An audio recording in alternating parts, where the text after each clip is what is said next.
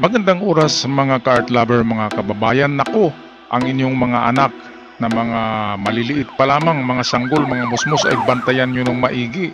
Baka ito ay ma-recruit o matangay ng mga membro nitong mga KOJC at gagawin silang kagaya nitong bata na narito sa video. Ang kanyang ina mismo ang nag-testify kung paano ginagawang pulubi ang kanyang anak na mamalimos magtrabaho at paano binibrainwash ang murang isipan nito na maniwala na si Kibuloy ay ang kanilang Diyos. Narito ang video, atin panoorin. Ms. Jocelyn Mondehar. Ms. Jocelyn, tama ba na yung anak mong minor ay dating miyembro ng KOJC? Yes po, Madam Chair. At yung anak niyo po, siya din po ba ay pinalimos ng KOJC? Okay. So, bakit mo siya kinuha sa KOJC, yung anak mo? Gusto ko po sana umpisahan yung ano ko. Yes, sige po. Briefly kung maaari. Sige po. Mapagpalang araw sa ating lahat po, no? Gusto ko lang itong i-share, hindi dahil galit ako. Kasi napakabuti ng Diyos sa akin. Ngayon, simula nung nag-withdraw ako ng loyalty, nagpaalam ako sa office ni Mr. Kibuloy dito sa May Angono, KLC, last year, nagpaalam ako na mag-withdraw ako. Kasi ayoko na magsimba pa dyan or maniwala, magiging patuloy na maging sympathizer kung nagdududa na ako sa kanya. So, nirespeto ko pa rin yung ministry niya. Nagpaalam ako. Tapos yung, dati po akong full-time din, 1993. Katulad din ng iba, ginawa din kami taga-produce ng pera through sa paglilimos sa iba't ibang paraan. Ako, umaakyat ako ng bus, o gamit yung mga iba-ibang association, lahat-lahat na lang ginawa namin. Year 2021, April, naimbitahan yung anak ko na 13 years old. Actually, tatlo sila. O yung kasama doon yung anak kong 13 years old sa Angono KLC para daw sa preparation for youth camp practice. Yung 13 years old ko, hindi nakauwi, hating gabi na. So wala akong alam. Inano ko yung ministro nila assign kung nasaan. Nako, sandali lang, napakadelikado pala ng meron kayong mga kapitbahay na KOJC at meron kayong mga anak na ganyan na edad. Ay baka madala doon sa kanilang lugar, quarter nila kung saan binibrainwash yung mga isip. At murang isip pa ay pwedeng ma-brainwash. Kaya kahit ina niya, hindi niya kilalang ina kapag nanggaling na doon. At ang kanilang perception ng Diyos ay si Kibuloy talagang magaling mag-brainwash yung mga tao na yun. Mga alagad ni Kibuloy yun. Kaya yan, maklasify na natin na kulto na talaga ito kasi kumukuha na ng mga bata na walang permission sa ina, di ba? Diniritso lang. At para naman yung bata ay maniniwala talaga, ay meron muna silang mga kung ano-anong mga parang mga itong mga binyo na mayroong mangyayaring mga maganda tingnan na mga programa. At pagkatapos niyan, doon na yung mga magbe-brainwash na ng mga isipan ng mga bata. Kaya minor de edad ito, may kaso ang mga ganyan na nangunguha ng mga 13 anyos na walang permission sa ina o sa ama. Kaya kakaiba talagang grupo na ito kasi ang kanilang operation ay maghanap ng musmos pa lamang na isip, sanggol pa, para ma-brainwash at magtrabaho sa kanila.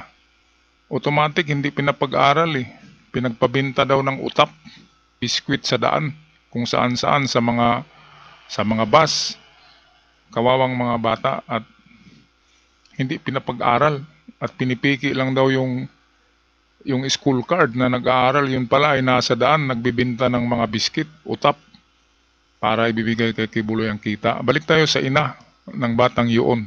Tinanong ko through chat, hindi rin niya alam. Tapos nalaman ko na lang sa may kapitbahay ko na member din nila na dinala pala yung anak kong 13 years old sa tinatawag nilang glass house. Itong glass house na to, ito yung dinadalhan nila ng mga young people na nare-recruit nila for training sa logistics, yung pagtitinda. Doon nila dinadala sa glass house. Exclusive yun sa mga young people. Doon nila dinadala. So nakausap ko siya, bigla akong nagulat dahil nag-iba yung salita niya. For a 13 years old, nagulat ako. Mama, hindi na ako mag-aral. Kasi babalik na ang Panginoon. Tapos si Pastor Kibuloy mag-glorified na. So nagulat ako kasi bagong member lang yung 13 years old ko at that time. Ano siya masipag yun mag-aral. Talagang sobrang sipag niya mag-aral. Nagulat ako, ganun na ang salita niya. Dito, sabi ko, anak, ganito yan kasi dati akong worker dyan, so alam ko. Kahit pa mag-glorified si Pastor Kibuloy or bumalik ang Panginoon, magpatuloy ang mundo, hindi totoong matunaw ang mundo. Kailangan mong mag-aral kasi yun ang tama dahil minor ka.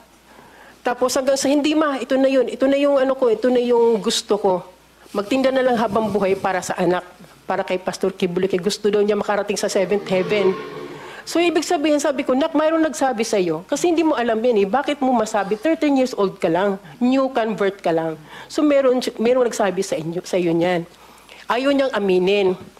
Tapos sabi niya, mama, lagi kong ini-insist sa kanya, Madam Chair, na anak, mag-aral ka, sige, kung gusto mo dyan, maglingkod ka dyan, maging alay ka ng buhay mo kay Pastor, through Pastor Kibuloy, mag-aral ka talaga.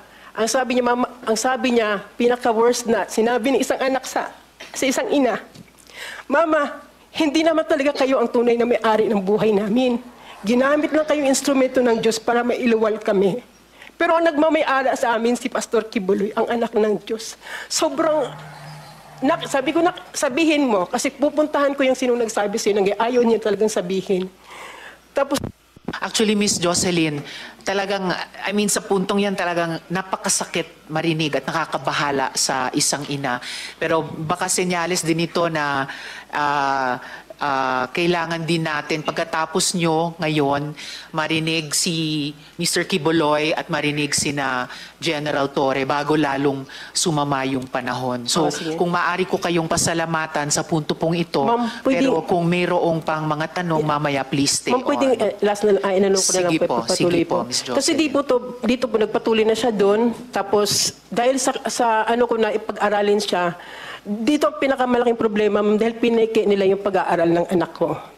Kinuha nila yung report card, previous report card ng anak ko ng grade 8, tapos PST, kunyari in-enroll nila.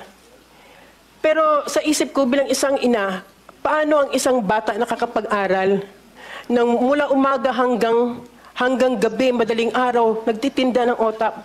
Hindi dapat. Paano makapag-aral isang bata? 13 years old lang yung anak ko. Nagtitinda May sakit pa siya sa baga kasi mahina ang baga noon. Lagi kong sinasabihin, may sakit sa baga ang anak ko.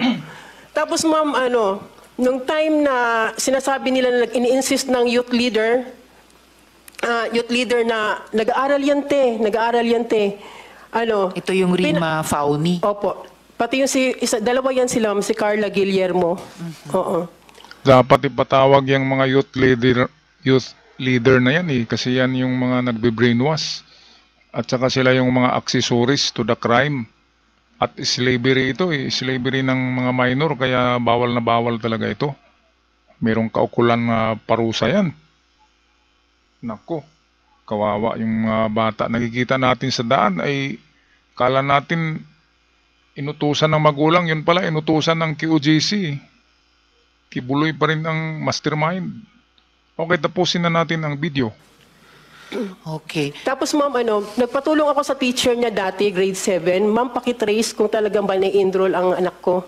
So, sabi ng teacher niya, ma'am, kahit saang school, wala siyang makitang pangalan ng anak mo naka-enroll. Pero sinabi niya naka-enroll. Tapos nung time na nalaman ko yun, ma'am, pinagpursigi ako.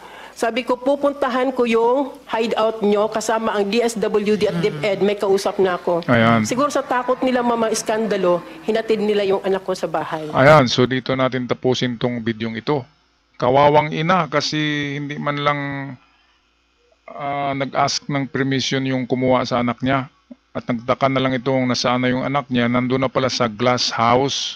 Kung saan yung glass house, ayun, doon tinipon-tipon yung mga minor de edad at binibrainwash yung utak. At ang magaganda diyan ay pipiliin, ay igugroom yung mga magaganda, at ang medyo hindi maganda ay doon sa kalye magtitinda pala ng utap ng biskit na made in Cebu yan yung utap biskit. Kaya kawawang mga bata yan. Kung masagasaan yan sa daan, sinong doon? Di ba? Sinong may responsibility? Idi ang nanay pa rin. Hugas kamay lang yung mga taga QJC. Okay, so mga magulang ay bantayan nyo ang inyong mga anak. Baka mayroong mga kaibigan ng taga QJC. Naku, ilayo nyo yan. Baka ma-brainwash yan. At hanggang sa muli, huwag kalimutan mag-subscribe sa ating channel para sa mga ganitong klaseng video. Ako'y magpaalam na. Maraming salamat. God bless us all.